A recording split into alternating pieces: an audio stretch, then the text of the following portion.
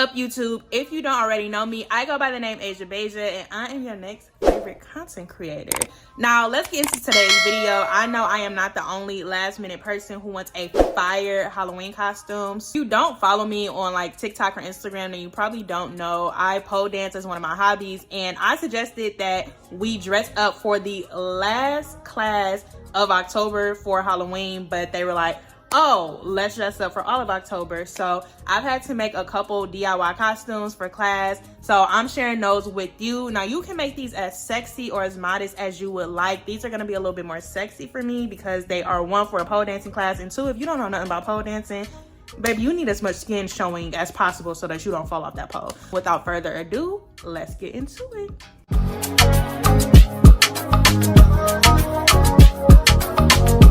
For our mummy costume, you'll need any sort of white base. This can be a shirt and pants or shirt and short set. This can be a bodysuit like me. You just need any sort of white base. Then you'll also need some safety pins to connect the gauze. You can sew it, but I wear this bodysuit quite often. If you want something more permanent, go ahead and sew, but if you're okay with it being removable, use the safety pins. Now, I'm gonna be dyeing mine with green tea. You can dye it with just Rit to dye, but this was a last minute costume and it's what I had on hand. I had about 6 bags, and I think that is probably enough. It really depends on how much gauze you have. Last but not least, you'll need a pot of hot water. The first step is to heat up your water. Now, I do have my stove set all the way to high because I was impatient, but you don't need to boil it. You just need the water to be hot. Also, side note, I don't know if y'all watch Netta and Charles, but I was watching this guy talk about them on TikTok, and he was like, why is the stove always set to hell? That's exactly how I felt, turning this stove all the way high like that. Once the water is hot, start letting the green tea seep. I'll just let it seep just how I would regular tea, so I had the bags inside with the little tails hanging out the pot. I let the tea steep for about 10 minutes. Honestly, once the water starts getting some color to it, you can start putting the gauze in it. You may notice there are some specks on my stove and in the pot. Yes, I did burst one of the bags, but we'll take care of that a little later. The amount of time that you keep the gauze in the pot will be determined by how much color you want the gauze to take. So I let mine steep for about 2.5 to 3 hours. I personally think that was a little too long because I felt like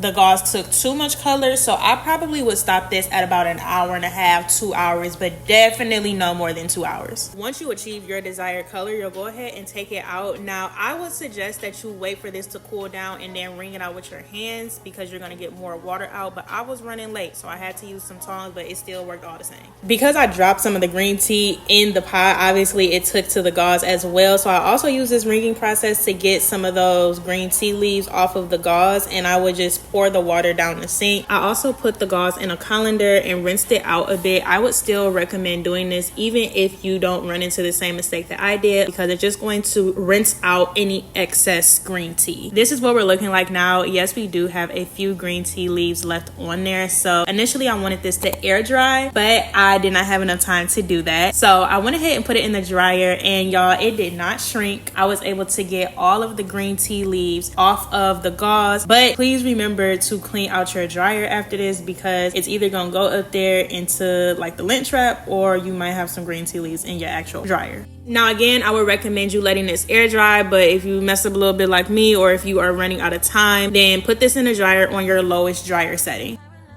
The gauze is now done drying, and it's time to start wrapping. This is my white base. Unfortunately, I don't have white shorts. This is what I'm gonna go with. I got the top from an Instagram boutique called From Brit, and then the bottoms are just swim bottoms. I got these from a local boutique down here in Houston called, I think I went to Trim Mall. If you follow me on TikTok, you know I talk about Trim Mall, Fashion House.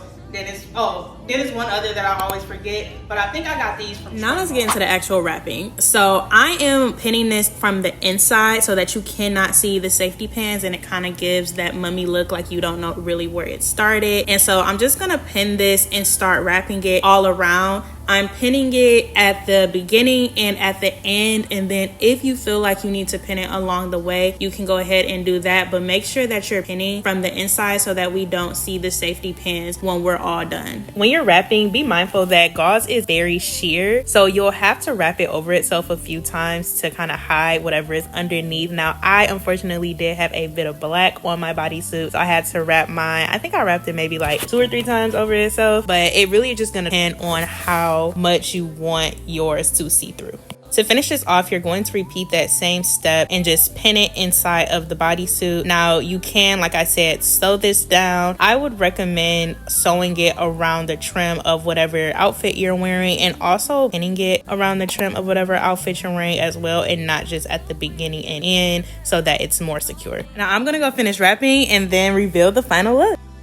As you can tell, I did end up running out of gauze, so make sure you get enough gauze. So I kind of did this little shirt vibe, and then the little bit that I had left, I made a garter and an armband. But this is the final look. I am not about to turn around. We are about to go to class, and I will see you on the next slide for outfit number 2. What's up, y'all? We are now on a second look. So this look is going to be a little bit more basic. We're going to be dancing to Kitty Cat this week and next week. So the assignment was to wear something cheetah print. I feel like making nothing cheetah print or going to get nothing cheetah print. So this is going to be a very basic outfit. You'll wear all black. You can make it sexy. You can make it family friendly. You can make it however you want to make it. The star of the show is going to be your makeup. You can also add ears. I just did 2 little puffs at the top to serve as like cub ears for myself, and then we'll make sure that the makeup is serving. For your base, you'll just do however you usually do your makeup. I did leave my brows just a little bit more sparse to give that more like fur like appeal on the brows, and I did do a lighter under eye, because if you look at pictures of cheetahs, then you'll see their fur is like lighter around the eye and mouth area. This is the inspo pics that I found on Pinterest, so we're just gonna go ahead and get into it. For this look, I'm gonna be using some of the CoverGirl stuff that I got from the influencer event that we went to a few weeks ago. If you haven't seen that video, make sure you go check it out. And my NYX eyeliner. To get a more precise line, I'm making sure that I'm kind of like taking off any excess product, because I want it to be super pointy down here and up here.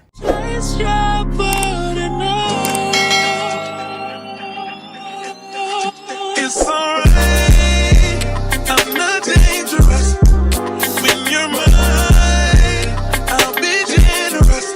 You're irreplaceable, collectible, just like fine China. Favorite, you're my favorite. It's like all the girls around me don't have faces, and they're saying no. Life is just a game, but I'm not playing. Whoa, whoa, he's so replaceable. If you mess up your line a little bit like I did, you can just take any sort of like straight brush. This is my Morphe M432 brush, and just clean it up ever so slightly. I'm not dangerous. When you're mine, I'll be generous.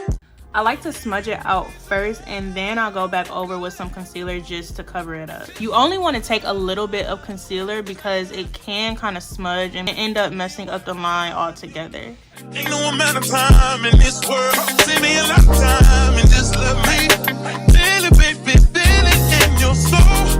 Are you ready? I know you're hot. Now, usually I would blend that out a little bit more, but I feel like it works for the cheetah print kitty cat look, so I'm gonna keep it a little unblended. But if you were just gonna do eyeliner for your regular look, please blend this out. Now we're gonna extend this to the corner of our eyes too. You can extend it all the way down around your nose like a cheetah, but I'm not gonna do that for mine. I'm just gonna extend it a little bit out to the corner of the eye. We hit the club and his cups full of jealous. We in the bag and we mugging a deal. And I'm in a bad bitch and I got in a deal. Oh yeah, I'm still saying this bitch knows I gives it all. She gets down just like gives it all. Next, I'm gonna take the CoverGirl Perfect Point Plus Lash Line and just line under my eye.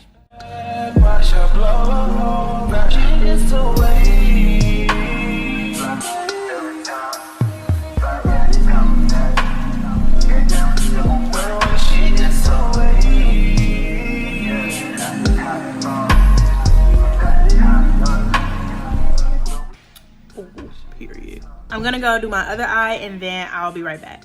I just wanted to show you my mistakes. I went to go clean up this eye and accidentally put concealer on a whole freaking eyeliner. I'll be right back. This is what we're giving for the eyes. And now to add the actual cheetah print. To do the cheetah print, we're just gonna kind of do like imperfect circles. Some are gonna be closed, some are gonna be open, and we're just gonna put them all over.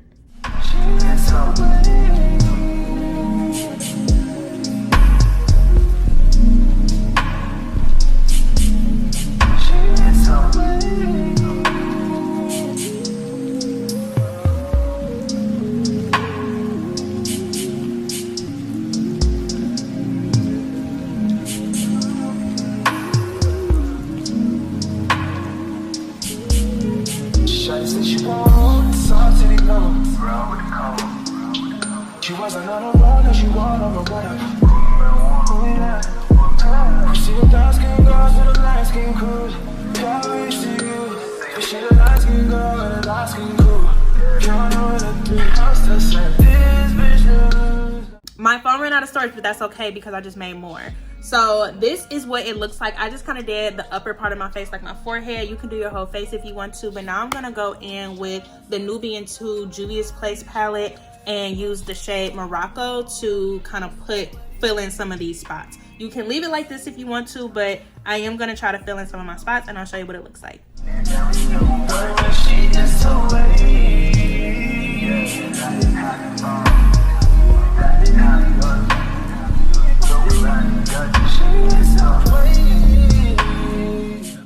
I didn't fill in all of the spots, but this is what it kind of looks like. I feel like I liked it before the spots were filled in, but let me know what your preference is in the comments below. And now let's do our nose and lips. Going back in with the CoverGirl lash line, we're just going to fill in like a triangular nose.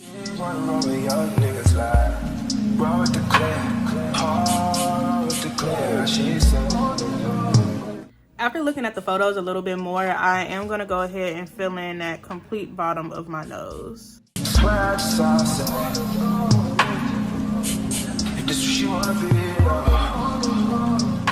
This is not meant to do everything that we just did, so it keeps breaking. So now I'm going to switch over to the Rimmel London Lasting Finish Lip Liner in the shade Brownie Pie.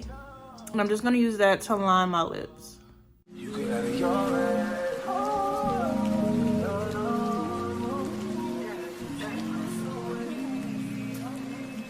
To finish off the lips, I'm going to go in with the NYX Spike Toffee.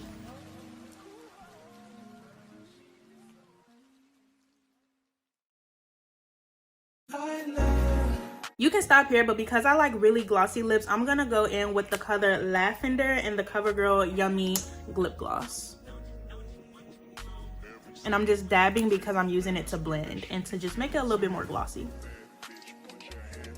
This is the final look, and y'all, we are ready for class. I hope you look beautiful and I feel beautiful, so I hope you do too. I'm talking about dark.